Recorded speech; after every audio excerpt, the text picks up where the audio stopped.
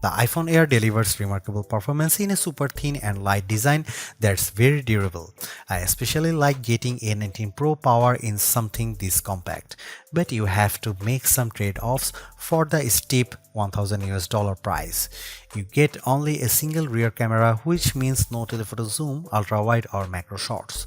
And while the Air's battery life is solid, it's a few hours behind the iPhone 17 Pro Max. The iPhone Air represents the first major shakeup to the iPhone family in years. The Air replaces the iPhone 16 Plus in Apple's lineup, but it really stands on its own as a completely new device. In fact, the iPhone Air really feels like a blueprint for the future as Apple nears the 20th anniversary of the original iPhone.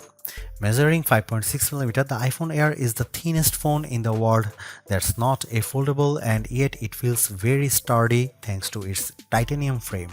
I have literally tried to bend and break this handset and it stayed intact. The Air doesn't skimp on performance either, packing an A19 Pro chip for playing demanding games and taking advantage of Apple intelligence. So what's the catch with this super slim Air? There's only a single camera, and while the battery life is pretty solid for something this size, you get less endurance versus the iPhone 17 Pro models. But it might still be the best phone for you, depending on what you are looking for. Here is the pros and cons in my full iPhone Air review.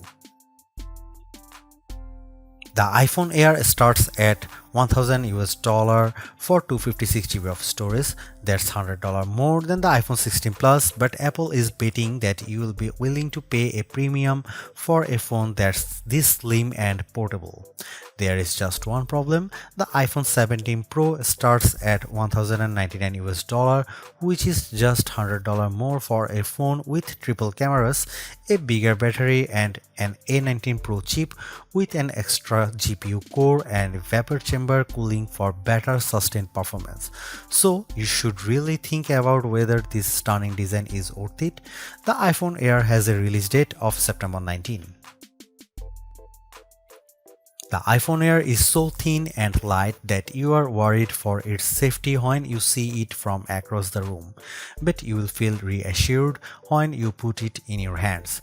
Measuring just 5.64mm thin, the iPhone Air edges out the Samsung Galaxy S25 Edge for the thinnest phone we have tested. The Air is so thin, in fact, that you might forget it's in your front pocket. Well, the whole device isn't this thin. The plateau or camera bump runs across the top of the device and jutes out. At least it doesn't wobble on a table when you press down.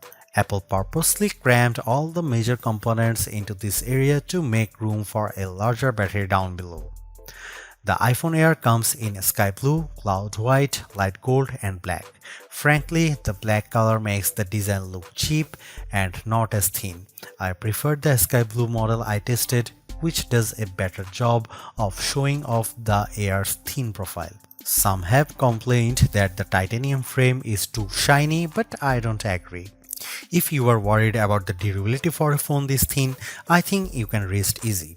I saw a demo that simulated a band with 130 pounds of force, and the iPhone Air shrugged it off. To further fortify the iPhone Air, Apple equipped the phone with a Ceramic Shield 2 display with 3x the scratch resistance of the previous technology and the Ceramic Shield back that's 4x more crack resistant than glass. It is worth noting that the iPhone Air has a single speaker integrated into the earpieces compared to dual speakers for the iPhone 17 and 17 Pro series.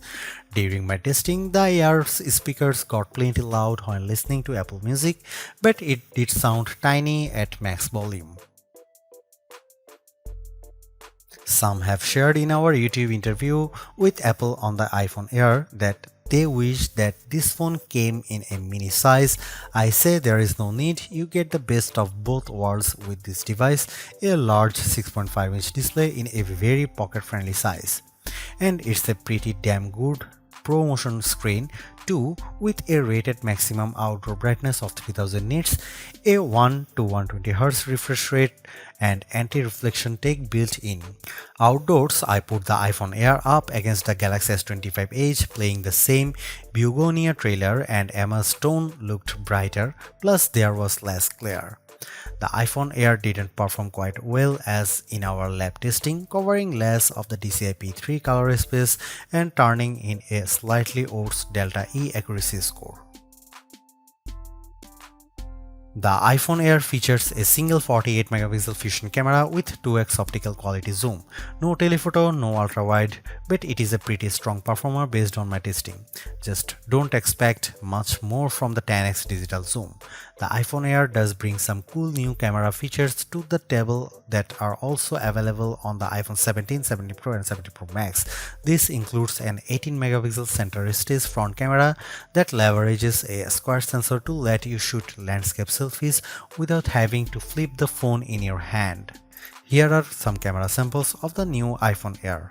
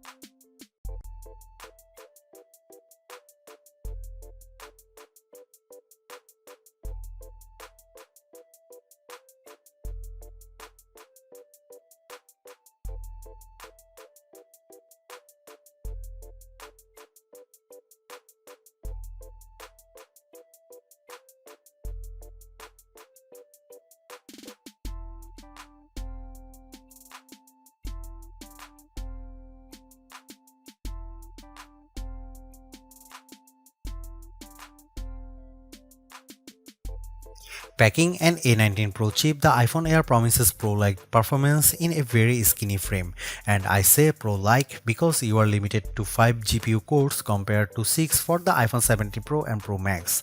I enjoyed smooth performance when playing Destiny Rising, double jumping and using my grenade launcher on multiple enemies while enjoying crisp graphics. I only noticed a drop frame here and there versus the iPhone 17 Pro Max. Speaking of twice, the iPhone Air having one less GPU core does impact benchmark scores. It reached 29.5 FPS in the demanding 3D Mark Solar Bay Unlimited graphics test compared to 46.6 FPS for the iPhone 17 Pro Max. The Galaxy S25 Edge also turned in a higher frame rate. On Geekbench, which measures overall performance, the iPhone Air beats the Galaxy S25 Edge and it finished our video transcoding test 20 seconds faster. How about sustained performance? To test that, we used the 3D Mark Wildlife Extreme Stress Test, which simulates gaming for about 20 minutes. We ran it once and recorded the result, then did a second run right after that to really stress test these phones. The iPhone Air performed quite well, with stability score that beat the Galaxy S25 Edge by a fair margin in both rounds.